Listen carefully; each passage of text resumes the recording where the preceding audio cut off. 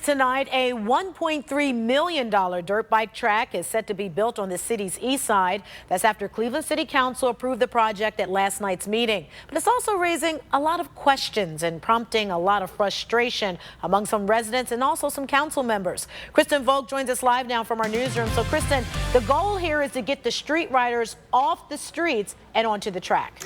And whether that will happen, Danita, depends on who you ask. What we do know is that Mayor Frank Jackson has been a strong supporter of the project. His grandson, a dirt bike rider. But questions of how exactly riders will get to the track and stay safe once they're there, well, we couldn't get detailed answers on that today. Chances are you've seen this before. Gangs of dirt bike riders wreaking havoc on Cleveland city streets. But the expectation from some Cleveland City Council members is that the riders you see here will all eventually end up here at Marion Motley Park on the city's east side. That park is next to Jaquise Allen's apartment. I think it's going to be a lot of noise, a lot of attraction. I think all the little kids is just going to try to follow it. Last night, in a 9-7 vote, City Council gave the green light to turn the park into a dirt bike track that's set to look like this.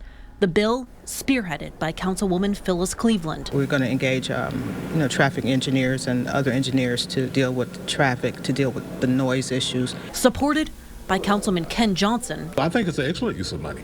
And opposed by council members like Brian Casey. We got rec centers that roofs leak. We don't have heat in some of our rec centers. We got all kinds of problems with ball fields and additional football fields. And the city they tell us that they don't have the money to maintain those, but then they can turn around and find money to build the dirt bike tracks. The cost to design and build the track, $1.3 million. The city will spend an additional $1 million to decontaminate the park, which members say needs to be done regardless.